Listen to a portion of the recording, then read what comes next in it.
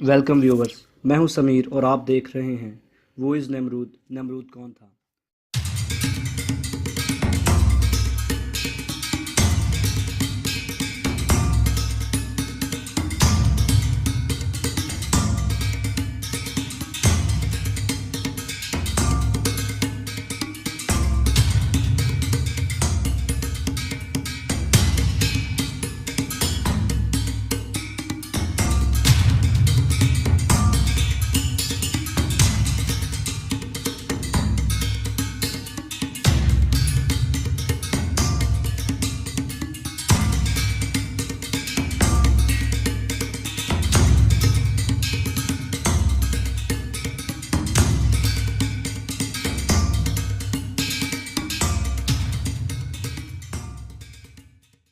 सबसे पहले हम पैदाइश की किताब उसका 10वां बाब उसकी पहली से छठी आयत और छठी से 12वीं आयत का मुताला करेंगे। नूह के बेटे साम, हाम और याफत की औलाद ये हैं। तूफ़ान के बाद उनके यहाँ बेटे पैदा हुए और बनी हाम ये हैं कोश और मिस्र और फोत और कैनान, और बनी कोश ये हैं सबा और हवीला और जब्दा और रामा और सबतीका। और कोश से नमरूद पैदा हुआ, वो रोए ज़मीन पर एक सूरमा हुआ है। खुदावंद के सामने वो एक शिकारी सूरमा हुआ है। इसलिए ये मसल चली कि खुदावंद के सामने नमरूद सा शिकारी सूरमा। और उसकी बादशाही की इब्तदा मुल्क सनार में बाबिल और अर्क और अकाद और कलना से हुई। इसी मुल्क से निकलकर वो असूर में आया और नीनवा और रहूबत और एर और कलाह को, और नीनवा और कलाह के दरमियान रसन को जो बड़ा शहर है बनाया। बाइबल मुक़द्दस के बारे में ये नमरूद का बयान है। आज हम नमरूद के ऊपर सीख रहे हैं। नमरूद के बारे में फ़रोज़ुल लगात के अंदर लिखा है कि ये वो आदमी है जिसने हज़रत इब्राहिम को आग में डलवाया और आग खुदा के हुक्म से वो ठंडी हो गई। इस्लाम के अंदर भी ये रवायत मौजूद है और यहूदी किताबों के अंदर भी ये रवायत मौजूद है। याशर की किताब के अंदर ये रवायत मौजूद है कि इसने हज़रत इब्राहिम को जो है आग में डलवाया और आग जो है वो ठंडी हो गई। नमरूद ऐसी हस्ती है जिसके बारे में बाइबल हमें सिर्फ शॉर्ट सी बातें बताती हैं, लेकिन तारीख़ के अंदर भी इसके बारे में बहुत सारी बातें मौजूद हैं। तारीख़ और चंद रूहानी बातों को सामने रखने से यह बात सामने आती है कि नमरूद जो था वो एक बुरा शख्स था। नमरूद के मतलब बात करते हुए हमें ये बात याद रखनी चाहिए कि ये एक फ़र्ज़िया कहानी नहीं थी, बल्कि तारीख़ के अंदर भी इसके बारे में बातें की जाती हैं। नमरूद के नाम का जो मतलब है, ये एक अबरानी नाम है जिसके मायने हैं हम बगावत करेंगे। यानी इसका नाम इस तरह का है जिसका मतलब है कि हम बागी लोग हैं, हम बगावत करेंगे। इसने ख़ुद भी बगावत की खुदा के ख़िलाफ़ और दूसरों को भी खुदा के ख़िलाफ़ बागी बनाया। इसके नसब नामे के बारे में बात हम करते हैं कि सबसे पहले नूह अलैहिस्सलाम और उनके बेटे हाम, और हाम के बेटे कोश, और उसके बाद ये नमरूद पैदा हुआ।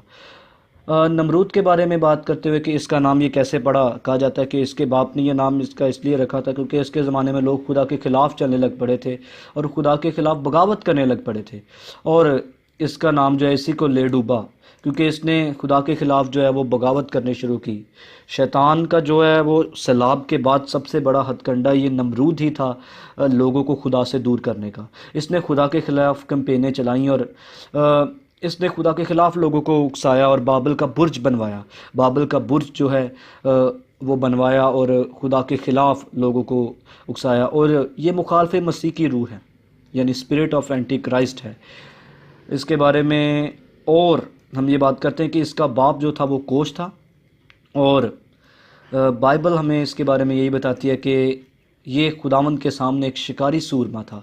यहूदी किताबें जो हमें बताते हैं, यहूदी उलमा में बताते हैं, उनकी बातों की तहकीक करने से हमें पता चलता है कि ये जो यहाँ पर लिखा हुआ है कि खुदावंद के सामने शिकारी सूरमा, इसका मतलब ये नहीं है कि वो भी बड़े अच्छे काम करता रहा, खुदावंद की खिदमत करता रहा। वो खुदा की खिदमत नहीं करता रहा, बल्कि यहूदी उलमा बयान करते हैं कि ये इस सेंस में लेना चाहिए कि वो खुदावंद के ख़िलाफ़ चलता रहा। ओपोजिशन टू द लॉर्ड, वो खुदावंद के ख़िलाफ़ था, वो एक बागी था। इस शख्स ने, जिसको दुनिया की पहली तहज़ीब इसने दी, बाबल जो दुनिया की पहली तहज़ीब है, इसका एक तहरीक पहलू भी है कि ये खुदा के ख़िलाफ़ जाकर दुनिया के ऊपर राज करना चाहता था। बाबल के बारे में ये बात कही जाती है कि आदम अलैहिस्सलाम के 2 बेटे थे, हाबल और कायन, हाबील और काबील। उनमें से जो बड़ा था उसने अपने छोटे भाई को मार डाला, यानी जो कायन था वो जब खुदा के ज़ूर से बाहर निकल गया तो उसने लिखा है खुदा के कलाम के अंदर कि वो नूद के इलाका में चला गया और वहाँ पर जाके उसने शहर बसाया। उसका बेटा पैदा हुआ हनूक और उसने उसके नाम पर एक शहर कायम किया। ये दोनों लोग जो हैं वो किस तरह ईवल हैं, किस तरह इन्होंने शैतानी काम किए और किस तरह इन्होंने शैतान का साथ दिया, इस पर मैं अलग वीडियो बनाऊँगा। लेकिन ये कहा जाता है कि काइन जहाँ चला गया था वो इलाका बाबल ही था और सैलाब के बाद जो है वो सब कुछ तबाह हो गया था। लेकिन नूह की नस्ल में से नमरूद बादशाह ने, शाह बाबिल ने, जो शैतानी बादशाह था, इसने बाबिल को दोबारा बिल्ड किया और शैतानी कुव्वतों को वहाँ पर राज करने की कुव्वत दी और वहाँ पर से ही एस्ट्रोलॉजी, बुत परस्ती निकली है मेरे दोस्तों। अगर आप रिसर्च करें, तमाम बुराई की जड़ जो है वो बाबिल है। ये मेरा मानना है कि बेबीलोन जो है वो तमाम बुराई की जड़ है। आज दुनिया जो है वो बाबिल की रूह के अंदर चल रही है, खुदा के ख़िलाफ़ चल रही है। खुदा के ख़िलाफ़ चलती हुई ये शैतानियत और हैवानियत की तरफ बढ़ रही है। और इसी तरह दुनिया के अंदर सीक्रेट सोसाइटीज़, शैतान के लोग, शैतान के पुजारी शैतानियत और हैवानियत को फ़रोग दे रहे हैं। इसी तरह बाबिल के अंदर भी हुआ और इसने, नमरूद ने वो चीज़ उसको फ़रोग दिया। बाइबल मुक़द्दस नमरूद को शरीर तो नहीं कहती, लेकिन इस जो फ्रेज़ के अंदर लिखा है कि वो खुदावंद के ख़िलाफ़ था। अ mighty Hunter before the Lord, ये खुदावंद के ख़िलाफ़ था। अगर आप इन सारी स्टोरीज़ को पढ़ना चाहते हैं तो आप पैदाइश की किताब के अंदर भी पढ़ सकते हैं, आप तवारीख़ की किताब के अंदर भी पढ़ सकते हैं कि तारीख़ क्या कहती है इसके बारे में। आप यहूदी किताबों के अंदर, जिनका नाम है the Book of Jubilees and the Book of Jasher, जो इसके बारे में ख़ास बातें में बताती है कि नमरूद ने क्या क्या उल्टे सीधे काम किए।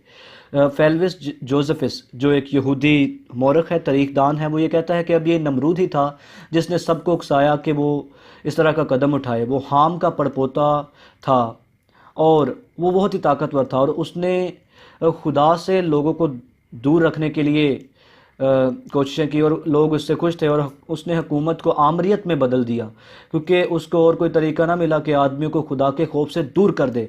और उनको खुद पर एतमाद बढ़ाने के लिए इसने उनसे ये भी कहा कि वो खुदा से बदला लेगा, क्योंकि खुदा ने उनके आबाउजदाद को सैलाब में गर्क कर दिया था। उसने एक बुलंद तरीन मीनार बनाया जिसको the tower of the Babylon कहते हैं, यानी बाबिल का बुर्ज कहते हैं। बुर्ज बाबिल ही शैतान का बुर्ज है और आज दुनिया के अंदर इल्यूमिनाटी, फ्री मेसन्स बाबिल की बुर्ज की प्रोफेसी को जो है वो पूरा कर रहे हैं। और यही वो लोग हैं जो शैतान की मोहर को, हैवान की मोहर को, the mark of the beast को दुनिया के अंदर, दुनिया के हाथों के अंदर लगाएंगे और इम्प्लीमेंट करेंगे, छाप कर देंगे हैवान की।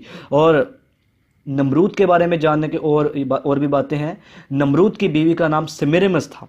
सिमिरिमस, अगर आप इसको भी स्टडी करना चाहते हैं तो इंटरनेट के ऊपर आप बहुत से आर्टिकल हासिल कर सकते हैं। और इनका बेटा था तामूस। तामूस को जो है, और इन सब को अनहोली ट्रिनिटी कहा जाता है, नापाक तसलीस। और ये जो लोग हैं ये बदरवाह के कब्ज़े में थे। मेरा ईमान है कि ये, इनको बहुत सारे लोग जो देवताओं के तौर पर बाबिल के अंदर पूजते थे, आज भी दुनिया के अंदर मदर चाइल्ड वर्शिप मौजूद है मेरे अजीज़ों। बहुत सारे रूपों के अंदर, बहुत सारे तरीक़ों के साथ औरत और उसके बच्चे की जो है वो परस्तिश करने वाले यहाँ से शुरू हुए। और सिमिरमिस ने यह दावा किया कि तामूस जो है वो नमरूद का दूसरा जन्म है, री इनकारनेशन है। और नमरूद के बारे में ये कहा जाता है कि वो सिर्फ बाबिल के अंदर ही नहीं रहा, बल्कि उसने बाबिल से बाहर निकलकर शहर नैनवा शहर को बनाया और उसको वहाँ नीनस कहा जाता था। और नमरूद को जो है वो बाल देवता से भी जोड़ा जाता है। बाल देवता जो खुदा का दुश्मन है। अगर हम बाइबल मुकद्दस के बारे में जानते हैं, या अगर हम एलिया नबी के बारे में जानते हैं, तो हमें ये लम्हा होगा कि एलिया नबी जो बाल के नबियों के ख़िलाफ़ था। बाल देवता जो था, लोग उसको पूजते थे और खुदा के ख़िलाफ़ थे। बाल के जो मज़हबे हैं वो दुनिया के अंदर आज मौजूद हैं। बाबिल जो है आज के ज़माने का इराक़ है मेरे दोस्तों। बाबिल आज के ज़माने का इराक़ है। इसके बारे में हमें ये बात जो है वो इस तरह की अजीब सी सोच नहीं होनी चाहिए कि हम क्यों नमरूद के बारे में बात कर रहे हैं, ये क्यों बुरा है। ये वाकई बुरा था, क्योंकि इसने खुदा के ख़िलाफ़ लोगों को उकसाया, बाबिल का बुर्ज बनवाया, और बाबिल की गंदी तासीर और रूह जो है आज दुनिया के अंदर मौजूद है। और illuminati, free masons, the night Templars और इस तरह के तमाम तरह सीक्रेट सोसाइटीज़ और दुनिया के अंदर बहुत सारी और तरीक़ों से काम कर रही है। सो आप मेरे दोस्तों सीक्रेट सोसाइटीज़ को, शैतानिक वर्शिपर्स को, शैतानिज़्म को एक्सपोज करते रहें, दुनिया को इनके बारे में बताते रहें कि ये जो अपनी गंदगी को दुनिया के अंदर फैलाना चाहते हैं, इनके हमें ख़िलाफ़ जाना है और खुदा के रस्सी को पकड़े रखना है और उसके सच्चाई को थामे रखना है, क्योंकि उसकी सच्चाई ही हमें आज़ाद कर सकती है। सो मेरे अजीज़ों, वीडियो को शेयर कीजिए, लाइक कीजिए और सब्सक्राइब कीजिए चैनल को। बहुत सारे लोगों को इस चैनल का इंट्रोड्यूस कीजिए, बहुत सारे लोगों को, क्योंकि मेरा मकसद यहाँ पर आप लोगों को इन्फॉर्म करना है ताकि आप जानें कि दुनिया के अंदर क्या बुराई है और हमें किस तरह इस पर गालिब आना है। अब मैं आपको अगली वीडियो में मिलूँगा, तब तक के लिए खुदा हाफिज़।